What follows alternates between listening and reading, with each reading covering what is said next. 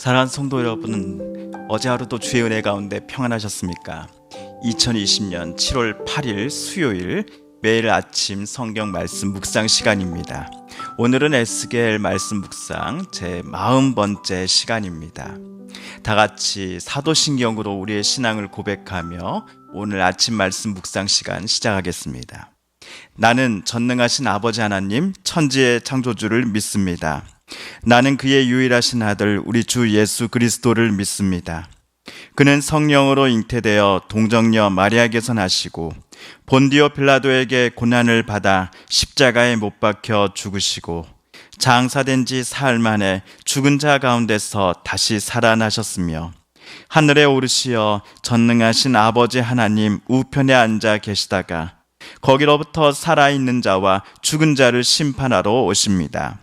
나는 성령을 믿으며 거룩한 공교회와 성도의 교제와 죄를 용서받는 것과 몸의 부활과 영생을 믿습니다. 아멘. 오늘 우리가 함께 읽을 기록된 하나님 말씀은 에스겔 제18장 1절에서 24절까지의 말씀입니다. 에스겔 제18장 1절에서 24절까지의 말씀, 구약 1174쪽경에 있습니다. 또 여호와의 말씀이 내게 임하여 이르시되 너희가 이스라엘 땅에 관한 속담에 이르기를 아버지가 신 포도를 먹었으므로 그의 아들의 이가 시다고 하면 어찌 됨이냐. 주 여호와의 말씀이니라. 내가 나의 삶을 두고 맹세하노니 너희가 이스라엘 가운데서 다시는 이 속담을 쓰지 못하게 되리라. 모든 영혼이 다 내게 속한지라. 아버지의 영혼이 내게 속함같이 그의 아들의 영혼도 내게 속하였나니 범죄하는 그 영혼은 죽으리라. 사람이 만일 의로워서 정의와 공의를 따라 행하며 산 위에서 재물을 먹지 아니하며 이스라엘 족속의 우상에게 눈을 들지 아니하며 이웃의 아내를 더럽히지 아니하며 월경 중에 있는 여인을 가까이 하지 아니하며 사람을 학대하지 아니하며 빚진 자의 저당물을 돌려주며 강탈하지 아니하며 줄인 자에게 음식물을 주며 벗은 자에게 옷을 입히며 별일을 위하여 꾸어주지 아니하며 이자를 받지 아니하며 스스로 선을 금하여 죄를 짓지 아니하며 사람과 사람 사이에 진실하게 판단하며 내 율례를 따르며 내 규례를 지켜 진실하게 행할진대 그는 의인이니 반드시 살리라. 주 여호와의 말씀이니라. 가령 그가 아들을 낳았다 하자 그 아들이 이 모든 선은 하나도 행하지 아니하고 이 죄악 중 하나를 범하여 강포하거나 살인하거나 산 위에서 재물을 먹거나 이웃의 아내를 더럽히거나 가난하고 궁핍한 자를 학대하거나 강탈하거나 빚진 자의 저당물을 돌려주지 아니하거나 우상에게 눈을 들거나 가증한 일을 행하거나 별일을 위하여 꾸어주거나 이자를 받거나 할진대 그가 살겠느냐? 결코 살지 못하리니 이 모든 가증한 일을 행하였은즉 반드시 죽을지라. 자기의 피가 자기에게로 돌아가리라. 또 가령 그가 아들을 낳았다 하자 그 아들이 그 아버지가 행한 모든 죄를 보고 두려워하여 그대로 행하지 아니하고 산 위에서 재물을 먹지도 아니하며 이스라엘 족속의 우상에게 눈을 들지도 아니하며 이웃의 아내를 더럽히지도 아니하며 사람을 학대하지도 아니하며 저당을 잡지도 아니하며 강탈하지도 아니하고 줄인 자에게 음식물을 주며 벗은 자에게 옷을 입히며 손을 금하여 가난한 자를 압제하지 아니하며 별리나 이자를 받지 아니하며 내 규례를 지키며 내 율례를 행할진대 이 사람은 그의 아버지의 죄악으로 죽지 아니하고 반드시 살겠고 그의 아버지는 심히 포악하여 그 동족을 강탈하고 백성들 중에서 선을 행하지 아니하였으므로 그는 그의 죄악으로 죽으리라. 그런데 너희는 이러기를 아들이 어찌 아버지의 죄를 담당하지 아니하겠느냐 하는도다. 아들이 정의와 공의를 행하며 내 모든 율례를 지켜 행하였으면 그는 반드시 살려니와 범죄하는 그 영혼은 죽을지라. 아들은 아버지의 죄악을 담당하지 아니할 것이요 아버지는 아들의 죄악을 담당하지 아니하리니 의인의 공의도 자기에게로 돌아가고 악인의 악도 자기에게로 돌아가리라.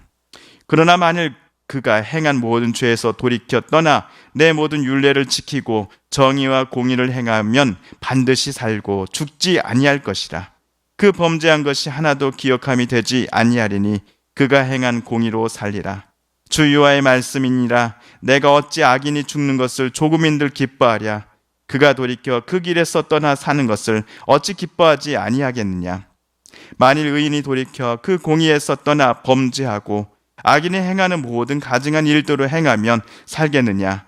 그가 행한 공의로운 일은 하나도 기억함이 되지 아니하리니 그가 그 범한 허물과 그 지은 죄로 죽으리라. 아멘. 어제까지 읽은 에스겔 17장에서 하나님께서는 에스겔에게 2마리 독수리와 포도나무에 관한 비유를 말씀해 주시면서 이 비유 또는 수수께끼를 이스라엘 백성에게 있는 그대로 전하라라고 명령하셨습니다. 포도나무는 에스겔 당시에 남유다 왕을 가리킵니다. 그리고 포도나무가 배반한 첫 번째 독수리는 바벨론 왕 느부갓네살이죠. 그리고 포도나무인 남유다가 새롭게 의지하기로 한 두 번째 독수리는 이집트의 파라오를 각각 가리킵니다. 에스겔 당시의 남유다 왕인 시드기야는 하나님을 찾기보다는 이집트를 향해 손을 내밀었던 그 모든 역사적인 상황을 17장에서 나오는 비유가 말해주고 있습니다. 결국 예루살렘에 하나님께서 여러 차례 경고하셨던 그 무서운 심판의 불길이 실제로 쏟아지지요. 이집트는 예루살렘에 어떠한 도움도 줄 수 없었습니다. 이러한 내용이 지난 17장에 나온 주요 줄거리입니다. 한편 오늘 우리가 읽은 18장 2절에서 3절까지에서 하나님께서는 에스겔 당시 남유다 사람들이 자주 사용하는 속담 중 하나를 또 인용하고 계십니다. 2절 3절입니다. 너희가 이스라엘 땅에 관한 속담에 이르기를 아버지가 신 포도를 먹었으므로 그의 아들의 씨가 시다고 하면 어찌 됨이냐. 주 여호와의 말씀이니라. 내가 나의 삶을 두고 맹세하노니 너희가 이스라엘 가운데서 다시는 이 속담을 쓰지 못하게 되리라. 아버지의 아들이 있습니다. 신포도를 아버지가 먹었습니다. 아버지가 신포도를 먹었으니 신맛을 느끼는 것은 당연합니다. 그런데 아들도 자기 입에서 신맛이 난다라고 말합니다. 아들은 그 포도를 입에 댄 적도 없는데도 말이지요. 에스겔 당시의 남유다 사람들, 특별히 에스겔과 함께 바벨론 그발 강가에 포로로 잡혀온 이스라엘 사람들은 아버지가 신포도를 먹었으므로 그의 아들의 이가 시다, 또는 아버지가 신포도를 먹었는데 자기 아들의 이가 상했다라는 속담을 자주 사용하곤 했습니다. 그렇다면 왜 이들은 이러한 속담을 자주 사용했을까요?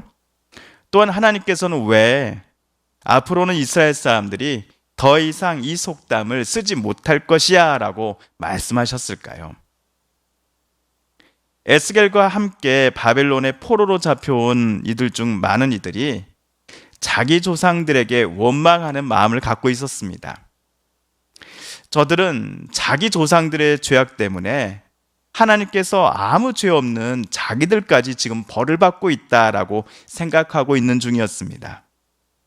자기들은 아무 죄가 없는데 아버지가 신포도를 먹었는데 그의 아들의 이가 시다, 아니면 그의 아들의 이가 상했다라는 속담처럼 자기 조상들의 악함과 가증함으로 말미암아 덩달아 후손들인 본인들도 하나님의 회초리를 맞게 되어 지금 이렇게 바벨론에까지 끌려오게 되었다라고 생각하고 있었던 것입니다. 그러니 본인들이 억울하다라는 의미로 신포도 속담을 자주 사용했던 것이지요. 하지만 하나님의 생각은 그들의 생각과는 정반대였습니다. 만약 어떤 사람이 의롭고 정의와 공의를 따라 지금까지 살아온 사람이라고 한다면 그는 반드시 살 것이다 라고 하나님 말씀하시기 때문입니다. 9절입니다. 내 율례를 따르며 내 규례를 지켜 진실하게 행할진대 그는 의인이니 반드시 살리라.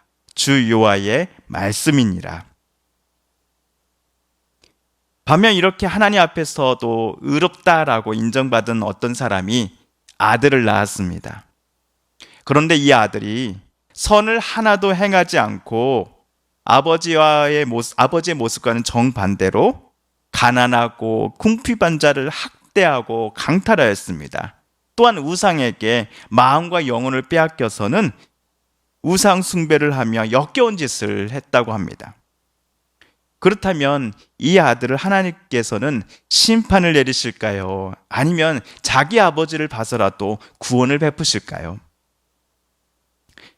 에스겔 당시의 사람들은 자기네들이 자주 사용하는 그 속담에 비추어서 의인인 자기 아버지 때문에 하나님께서는 그래도 악한 아들에게도 구원을 베푸실 거야 라고 생각하고 있었습니다. 하지만 자기 아버지가 의인이냐 악인이냐에 상관없이 하나님의 대답은 악한 아들은 자기 악함에 따라 심판을 받는다 였습니다. 13절이지요. 별일을 위하여 구워주거나 이자를 받거나 할진대 그가 살겠느냐? 결코 살지 못하리니 이 모든 가증한 일을 행하였은즉 반드시 죽으리라. 자기의 피가 자기에게로 돌아가리라. 전에 우리가 읽었던 에스겔 14장 14절에서도 하나님 동일한 말씀을 하신 적이 있습니다. 비록 노아, 다니엘, 욥 이 세 사람이 거기에 있을지라도 그들은 자기의 공의로 자기의 생명만 건지리라 라고 말씀하신 하나님의 말씀을 여러분도 기억하실 겁니다.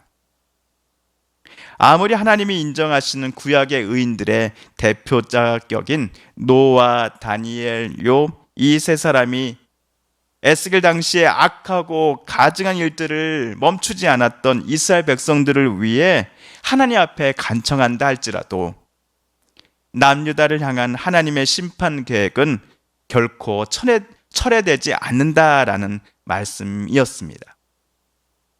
그렇다면 이 악한 아들의 자식, 이 악한 아들이 낳은 자식은 하나님께로부터 구원을 받을까요? 아니면 악한 아버지와 더불어 이 자식도 심판을 받게 될까요? 아버지가 신포도를 먹었으니 아들도 신맛을 느끼고 아들의 이가 상하게 된다라는 속담 사용하기를 즐겨하는 사람들에 따르면 악한 아버지의 아들은 무조건 심판을 받게 되어 있습니다. 아들이 의인이든지 악인이든지 그 속담을 좋아하는 이들에게는 상관이 없습니다. 하지만 하나님께서는 악한 아버지의 아들이 자기 아비가 행한 모든 죄를 보고서 두려워하고, 여기서 두려워함은 하나님을 두려워하다는 의미일 것입니다. 자기 아버지와는 반대로 행하며 정의와 공의를 행하면서 하나님께서 가르쳐 주신 율례를 지켜 행하며 살아가고 있다 한다면 이 아들은 반드시 살게 될 것이다 라고 하나님은 대답해 주십니다. 20절입니다. 범죄하는 그 영혼은 죽을지라 아들은 아버지의 죄악을 담당하지 아니할 것이요 아버지는 아들의 죄악을 담당하지 아니하리니 의인의 공의도 자기에게로 돌아가고 악인의 악도 자기에게로 돌아가리라. 오늘 말씀의 중간 결론은 각자의 삶에 따라 하나님께서 그에게 마지막 날에 심판 또는 구원을 내리신다라는 의미일 것입니다. 자기 아버지가 의롭게 살았던지 그렇지 않은지와는 상관없이 오로지 본인이 걸어온 삶에 따라서만 하나님은 심판과 구원 여부를 결정하신다라는 의미입니다. 그러니 에스겔과 함께 바벨론 포로로 잡혀온 이들이 우리 아버지 때문에 우리가 여기에 잡혀오게 되었어. 우리는 깨끗한데, 우리는 의로운데 우리 조상 때문에 우리가 여기 오게 된 거야 하면서 원망하는 그 마음 버리라는 것이죠. 다만 우리가 놓치지 말아야 할 말씀은 22절과 24절에 나오고 있습니다. 먼저 21절. 그러나 악인이 만일 그가 행한 모든 죄에서 돌이켜 떠나 내 모든 율례를 지키고 정의와 공의를 행하면 반드시 살고 죽지 아니할 것이라. 24절. 만일 의인이 돌이켜 그 공의에서 떠나 범죄하고 악인이 행하는 모든 가증한 일대로 행하면 살겠느냐?